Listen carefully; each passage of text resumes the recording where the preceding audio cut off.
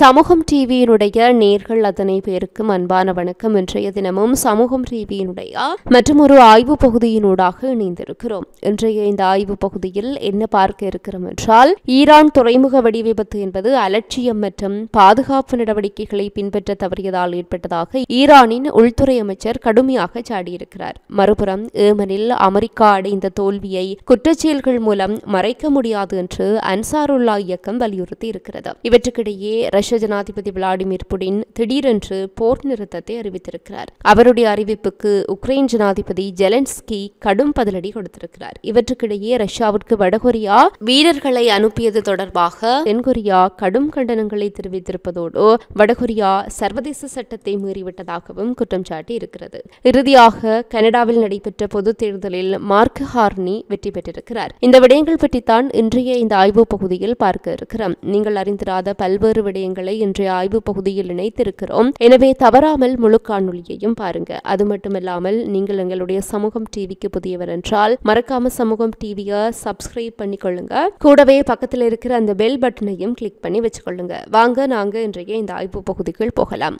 ஈரானின் உள்துறை அமைச்சர் எஸ்கந்தர் மோமெனி திங்கட்கிழமையன்று நாட்டினுடைய மிகப்பெரிய வணிக துறைமுகத்தில் 2 நாட்களுக்கு முன்பு ஏற்பட்ட கொடிய விபத்து என்பது அலட்சியம் மற்றும் பாதுகாப்பு நடவடிக்கைகளை பின்பற்ற தவறியதால் ஏற்பட்டதாக தெரிவித்திருக்கிறார். உள்ளூர் அதிகாரிகளை மேற்கோள் காட்டி அரசு தொலைக்காட்சி இறப்பு எண்ணிக்கை 46ஆக உயர்ந்திருப்பதாகவும் கூறியிருக்கிறது. இந்த நிலையில் சில குற்றவாளிகள் அடையாளம் காணப்பட்டு அவர்களுக்கு சம்மன் அனுப்பப்பட்டிருக்கிறது.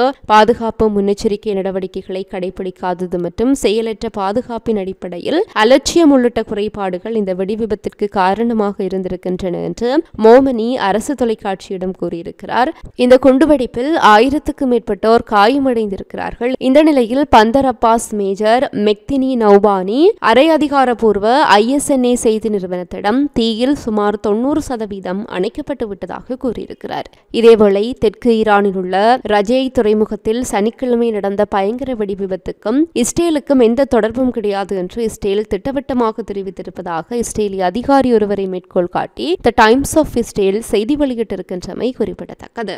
இவற்றுக்கிடையே திங்கட்கிழமையன்று ஏமனின் சதாவில் ஆப்பிரிக்க குடியேறிகளின் முகாமில் அமெரிக்கா குண்டுவீச்சு நடத்தியதை குறிப்பிட்டு பேசிய அன்சாருல்லா செய்தி தொடர்பாளர் முகமது அப்துஸ்ஸலாம், ஏமனில் அமெரிக்கா தன்னுடைய இலக்குகளை அடைவதில் தோல்வியடைந்ததை இந்த குற்றங்களால் மறைக்க முடியாது என்று கூறியிருக்கிறார். ஏமனுக்கு எதிரான அமெரிக்க ராணுவ நடவடிக்கை அமெரிக்காவுக்கு எந்த சாதனையையும் ஏற்படுத்தவில்லை என்று அப்துஸ்ஸலாம் கூறியிருப்பதாக ஏமனின் அல் மசீரா தொலைக்காட்சி தெரிவித்திருக்கிறது. இந்த நிலையில் சதா அமெரிக்க வான்வழி தாக்குதல்களில் இறந்தவர்களின் எண்ணிக்கை 35ஆக உயர்ந்திருப்பதாகவும் மேலும் 30 பேர் இடிபாடுகளுக்கு அடியில் இருப்பதாகவும் அல் மசீரா தொலைக்காட்சி நேற்று முன்தினம் செய்தி வெளியிட்டிருந்தமை குறிப்பிடத்தக்கது.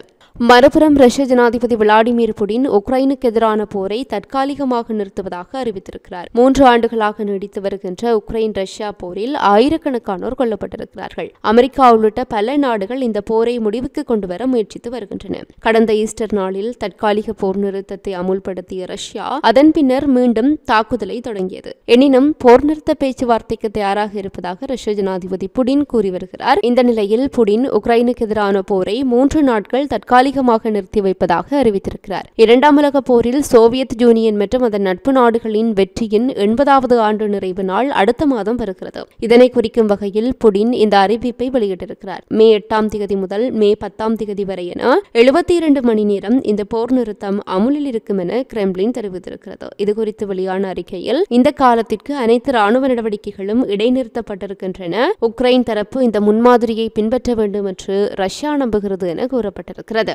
இந்த நிலையில் 3 ஆண்டுகளுக்கு மேலாக நீடிக்கும் போரில் விளாடிமிர் புடின் அறிவித்த போர் நிறுத்தம் சில நாட்களுக்கு மட்டுமே அமுலில் இருக்கின்ற நிலையில் மே 8ஆம் தேதி வரை உலகம் காத்திருக்க விரும்பவில்லை என்று ஜெலன்ஸ்கி வெளிப்படையாக தெரிவித்திருக்கிறார். உக்ரைன் மக்களுக்காக வெளியிடும் காணொலி ஒன்றில் ஜனாதிபதி ஜெலன்ஸ்கி இதை குறிப்பிட்டிருக்கிறார். ஏதோ ஒரு காரணத்திற்காக அனைவரும் மே 8ஆம் தேதி வரை காத்திருக்க வேண்டும். அதன் பிறகு வெற்றி தின அணிவகுப்பின் போது அமைதியை உறுதி செய்யவே புடின் போர் நிறுத்தம் செய்ய வேண்டும் என்று ஒப்புக்கொண்டிருக்கிறார் என்று ஜெலன்ஸ்கி குறிப்பிட்டிருக்கிறார். அணிவகுப்பல்ல, மக்களின் உயிர்களுக்கு நாங்கள் மதிப்பளிக்கிறோம் என குறிப்பிட்டிருக்கின்ற ஜெலன்ஸ்கி மே 8ஆம் தேதிக்காக காத்திருக்க எந்த காரணமும் இல்லை என்று உலகம் நம்புகிறது என்று நாங்கள் நம்புகிறோம் என்று தெரிவித்திருக்கிறார். சில நாட்கள் மட்டுமே நீடிக்கும் அந்த போர் நிறுத்தத்திற்கு பின்னர் மீண்டும் மேலும் படுகொலைகள் தொடரும் என்பது உறுதி. எந்த நிபந்தனையும் இல்லாத குறைந்தது 30 நாள் போர் நிறுத்தம் வேண்டும் என்ற கோரிக்கையை ஜெலன்ஸ்கி தொடர்ந்து முன்னெடுத்து வருகிறார். ஆனால் புடின் தரப்பிலிருந்து இதுவரை பதில் ஏதும் வெளியாகவில்லை. தற்போது எந்த அச்சுறுத்தலுமின்றி வெற்றி விழா கொண்டாட்டத்திற்காக போர் நிறுத்தம் தேவை என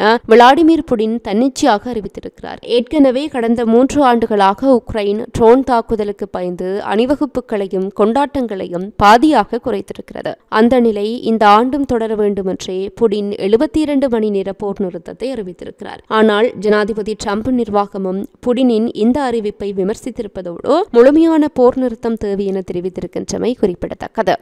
இவற்றுக்கிடையே நேட்டோ கூட்டமைப்பில் இணைய முயன்ற உக்ரைன் மீது ரஷ்யா 2022ஆம் ஆண்டு போர் தொடுத்து 3 ஆண்டுகளுக்கு மேலாக இந்த போர் நடைபெற்று வருகின்ற நிலையில் ரஷ்யாவின் குர்ஸ்க் பிராந்தியத்திற்குள் உக்ரைன் படைகள் நுழைந்தன. தொடர்ந்து நடைபெற்ற தாக்குதலில் குர்ஸ்க் பிராந்தியத்தை உக்ரைன் தன்னுடைய கட்டுப்பாட்டில் கொண்டு வந்தது. பின்னர் படைகள் மேற்கொண்டு உள்நுழைவதை தடுக்க ஆயிரக்கணக்கான ரஷ்ய வீரர்கள் எல்லையில் குவிக்கப்பட்டார்கள். இதில் ரஷ்யாவுக்கு ஆதரவாக வடகொரியாவும் சுமார் 15,000 வீரர்களை அங்கு அனுப்பியது. ஆனால் உக்ரைன் தாக்குதலில் சுமார் 4,000 வீரர்கள் இறந்தார்கள். இதையடுத்து கடந்த ஜனவரி மாதம் மேலும் 3,000 வீரர்களை ரஷ்யாவுக்கு வடகொரியா அனுப்பியது. இதனால் உக்ரைன் தாக்குதலை முறியடித்த ரஷ்யா குர்ஸ்க் பிராந்தியத்தை மீண்டும் கைப்பற்றியது. எனவே உக்ரைன் ராணுவத்தால் புதைத்து வைக்கப்பட்ட கன்னிவெடியை அகற்றும் பணி தொடர்ந்து நடைபெற்று வருகிறது. இதற்கிடையே குர்ஸ்க் பிராந்தியத்தை கைப்பற்ற உதவிய வடகொரியாவுக்கு ரஷ்ய அதிபர் விளாடிமிர் புடின் நன்றி தெரிவித்தார். இதுகுறித்து புடின் கூறுகையில், குர்ஸ்க் பிராந்தியத்தில் நிறுத்தப்பட்ட வடகொரிய வீரர்கள் ரஷ்யாவை தங்களது சொந்த தேசம் போல கருதி வீரர்களுடன் போரிட்டார்கள். அவர்களில் பலர் தங்கள் இன்னுயிரையும் தியாகம் செய்திருக்கிறார்கள். அத்தகைய வீரர்களுக்கு ரஷ்யா மிகவும் கடமைப்பட்டிருப்பதாக அவர் தெரிவித்தார். இந்த நிலையில் சர்வதேச சட்டத்தை மீறி ரஷ்யாவுக்கு ராணுவ வீரர்களை அனுப்பியதாக வடகொரியா மீது தென்கொரியா குற்றம் சாட்டி இருக்கிறது. ரஷ்யாவுக்கு ராணுவ வீரர்களை அனுப்பியதாக உக்ரைன் முன்னரே குற்றம் சாட்டியிருந்தது. ஆனால் வடகொரியா தரப்பிலிருந்து இதற்கு எந்தவித கருத்தும் தெரிவிக்கப்படாமல் இருந்த நிலையில் நேற்றைய தினம் வடகொரியா ரஷ்யாவுக்காக படை வீரர்களை அனுப்பியதை உறுதி செய்திருந்தமையும் குறிப்பிடத்தக்கது.